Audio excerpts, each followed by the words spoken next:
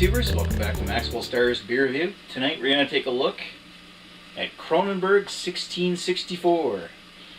This is a French Euro lager, obviously from France. What part of France?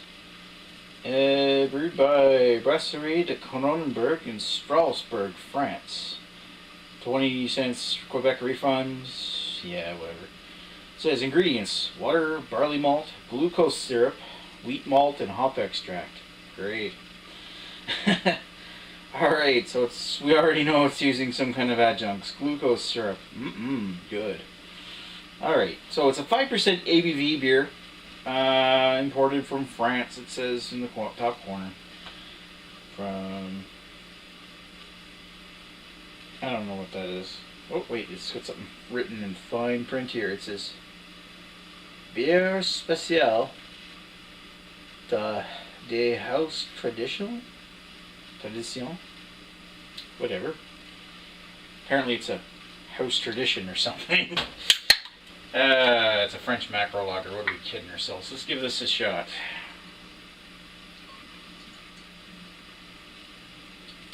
I've had this before, but I haven't had it in a while. It's been over a year. Plenty of head. There's still quite a bit left in the can just because of all that head that popped up. Clear golden piss color. It looks like your standard lager. Your standard pale lager. It's like shimmering brass, to be honest. Oh, that's just weird. Maybe it's my glass doing that, but it looks like it's got... Holding it up to a certain light, it almost looks like it's got ridges on the head. That might be just my glass or something, the way it was made. But it looks so weird. And I'm not sure if I can really show that on the camera. But it looks like... it's got to be the glass. It's got to be the way that it's shining in the light. But it's got to admit that there's good head retention. But it looks like it's got like ridges every half centimeter. Whatever. It's just an aesthetic.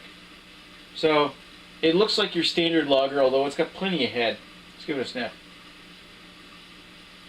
There's like a sweet malt, hoppy smell off the top of that.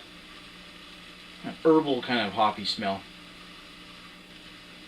No doubt one of those random beers that probably uses something like Hallertau hops or something. It's one of the most popular hops in the world. And a touch of wet cardboard off of that as well. Maybe a little touch of some kind of fruity smell, like an apple, or like a sweet apple, or maybe a pear. Yeah, it is kind of pear-like. Alright, so it doesn't look too bad for a lager. Knowing it's a lager going into this one, it actually doesn't look too bad. But it smells pretty generic. So let's give it a taste.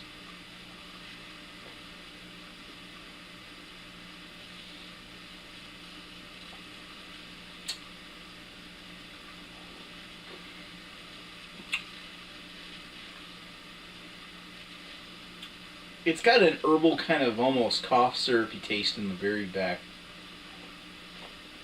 Mixed with wet cardboard. Kind of that herbal kind of hop taste, but a little more sweet from like a sweet malt.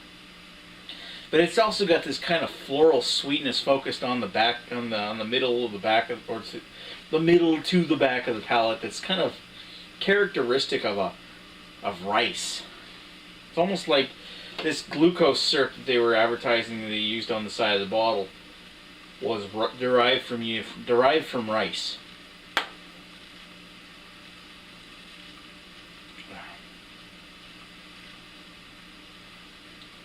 At least in the taste, it's not too badly cardboardy. It's not like it's got a pasty flavor that sticks in the back of the mouth.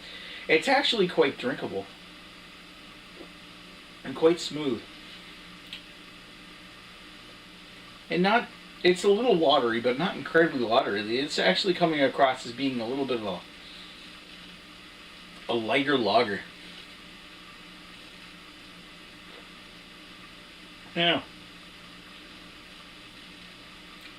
it takes a bit to go away, but at least it does eventually finish dry. It's sort of like it finishes dry after a couple seconds. Like you take the drink, the wetness is there, it's there and gone. It's like it takes a little bit for it to fully go away. It's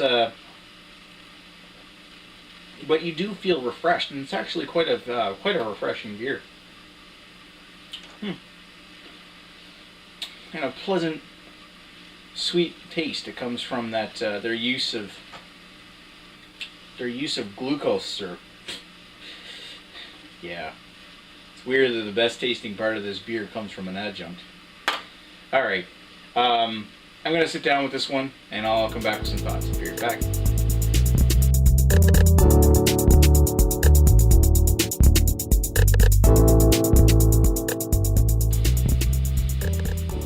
And we're back with Kronenbourg 1664. So what did I think? I think it's France's answer to Labatt Blue. It's got a nice herbally hot taste and a ricey sweetness, and it pretty much carries that through the entire beer. It's not bad. It's not great. However, I did find it nice and drinkable, to be totally honest. I did. Well, like, I mean, of the whole 500 milliliter can, I drank down that much, and I probably will finish it. Right, Samus? Hmm? Yeah, that's cute. Yeah, my little co-star here. Had Samus for almost a year now. Just a youngin'. She's so cute. Yeah, I'm gonna put you down. Oh, I'm tearing up my shirt. Alright, so Kronenbourg 1664, what do I honestly think of this? It's not great, it's not fantastic. It's not bad. It's drinkable, and for that I'm going to give it a pass. I'm going to give it a 2.5 out of 5. Just because if you have it and you're interested in trying it, well, it's a slight recommendation because it's not horrible. But it just sort of gives that taste of ricey sweetness that you would find in like Budweiser or Labatt Blue or something like that. It's just a generic beer. Considering not many beers out there come from France, who's to argue? It's actually not bad. Could even be their pride and joy. I have no idea, but 2.5 out of 5 for me. Thanks for watching Maxwell Starr's beer review, and I'll talk to you later. Bye.